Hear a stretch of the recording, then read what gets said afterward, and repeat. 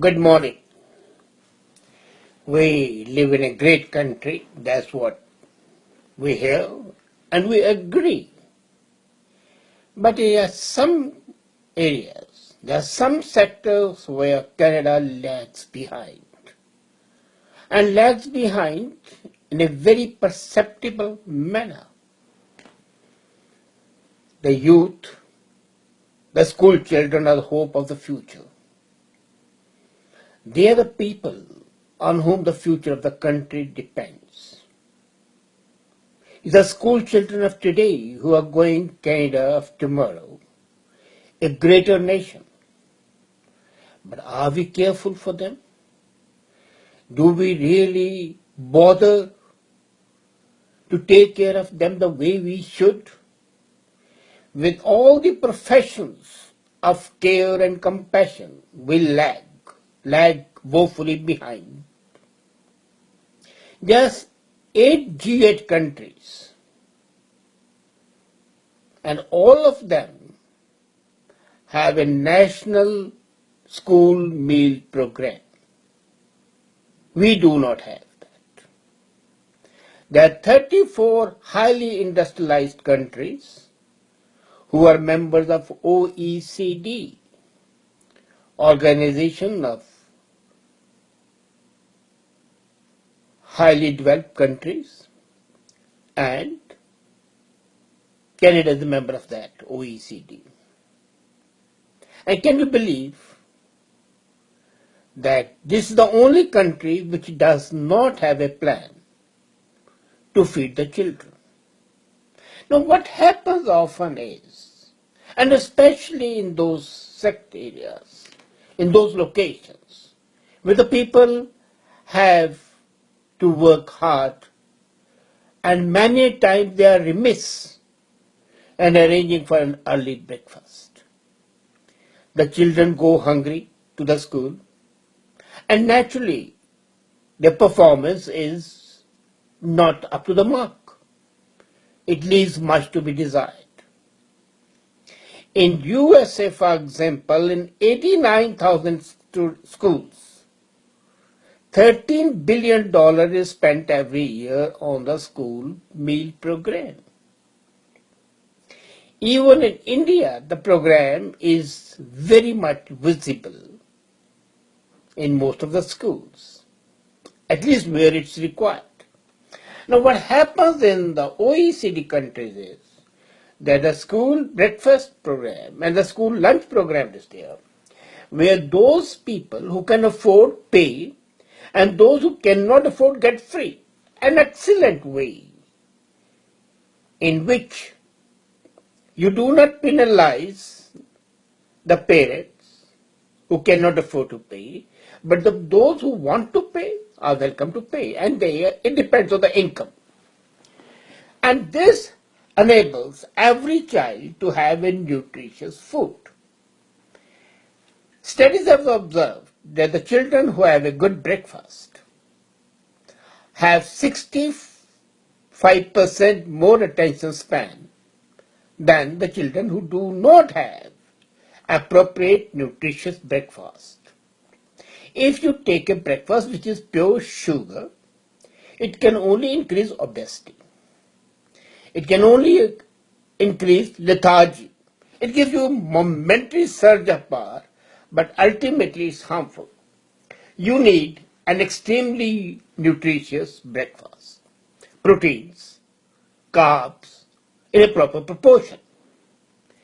Now, what's happening is, especially in the native Canadians and in the immigrants, the new immigrants who are not fully settled, that they send their child to the school without providing proper breakfast, and the lunch is again more often than not processed potato chips or things like that, or a bottle of soda pop.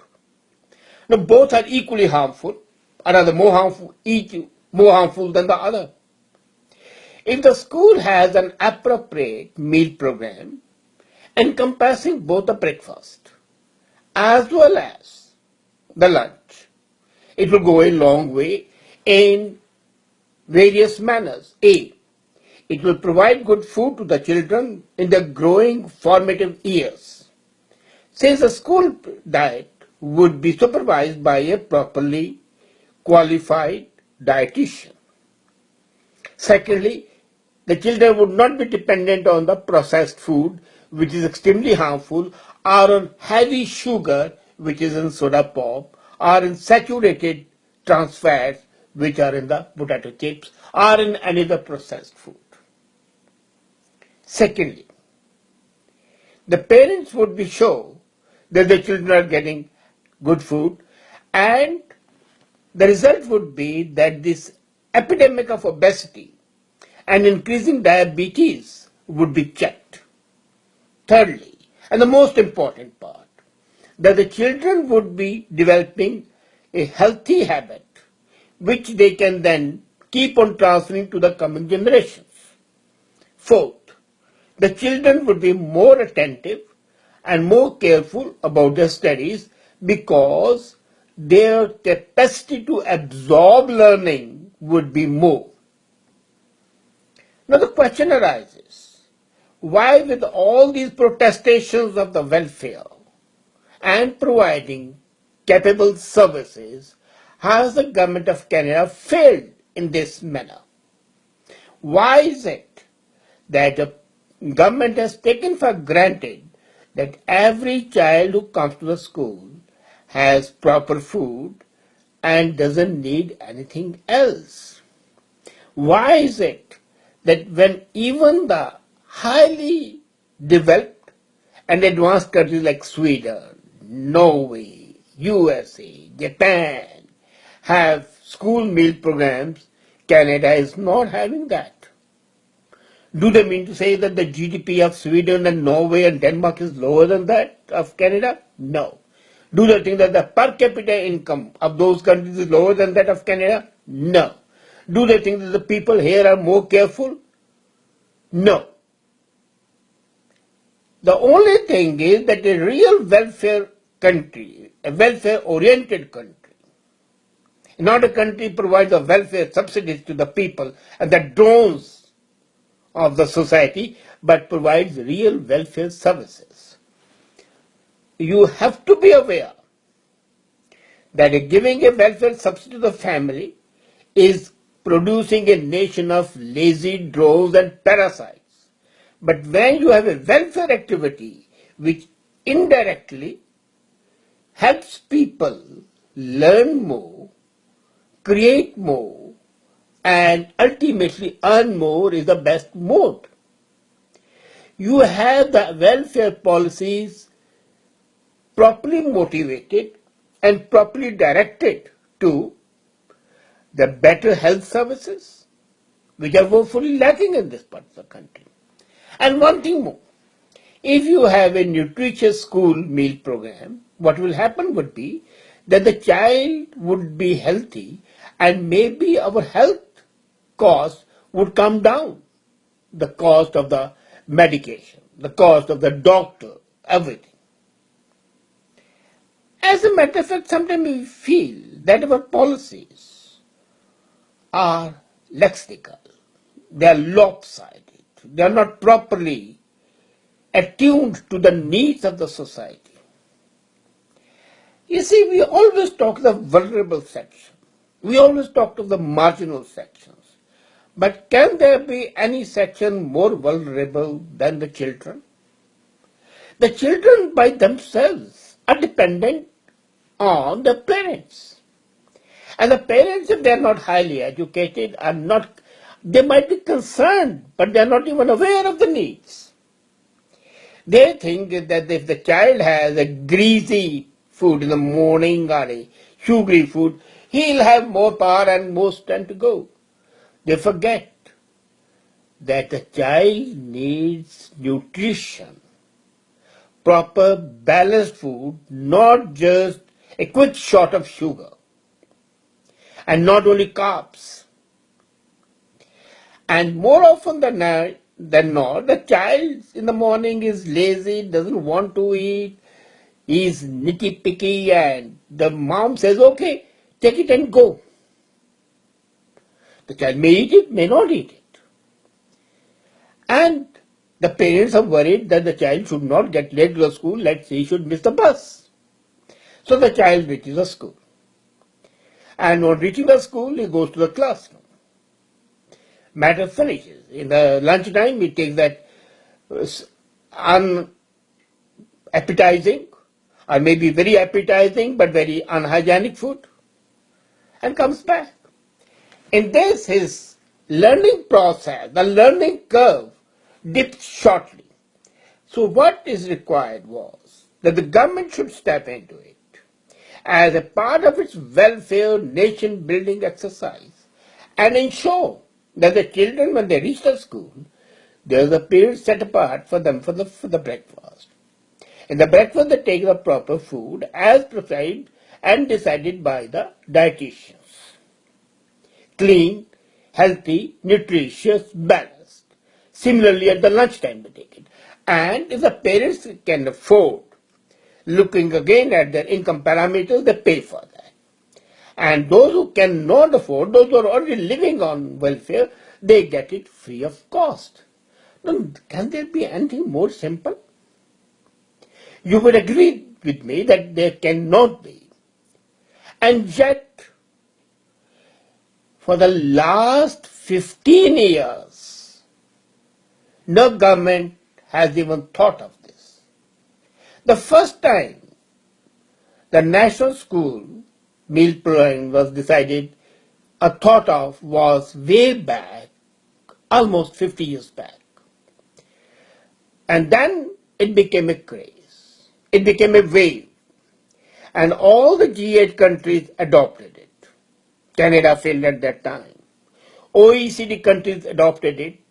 It failed at that time. They say ordinarily, if you don't have capability, at least you can copy others sensibly and learn. Why we do not do that? Is it because providing this much needed facility would not garner votes for the government? Or is it just plain lethargy? Is it plain apathy? Or is it willful blindness to the crying need of the nation? I will not impute any motives. I will not just say that they are not bothered about. It just come to them. It's important, but according to them it's not urgent. And the government mostly takes action where it's urgent or where it can help it maintain its hold on the people, where it can help them translate that action into votes so that their rule is perpetuated. How selfish and mean can we be? I am saying we, I actually mean the politicians, the political leaders, the role models. It's high time that we start thinking and take a long-term view of things, take action that will build up the nation. And simple things like that, apparently very simple, have a long impact and a lasting impact. And that is where we are failing. Would I hope that the new government, which is crying hoarse right from the rooftops every day, that they are committed to the growth of the country, they want to make it one of the top nations of the world, would they wake up? Make this nation at least which cares for these children, the children who are going to be the citizens and the makers of Canada tomorrow. Is it asking too much? Should we not wake up to the realities? I hope the sense dawns and we are in the Committee of Nations that looks after the children. I'm amazed that being in that company, we still do not follow the good examples. How blind can we be? I hope this myopic attitude changes and we are short-sighted enough to take care of our nation, our children, our most precious commodity. Thank you.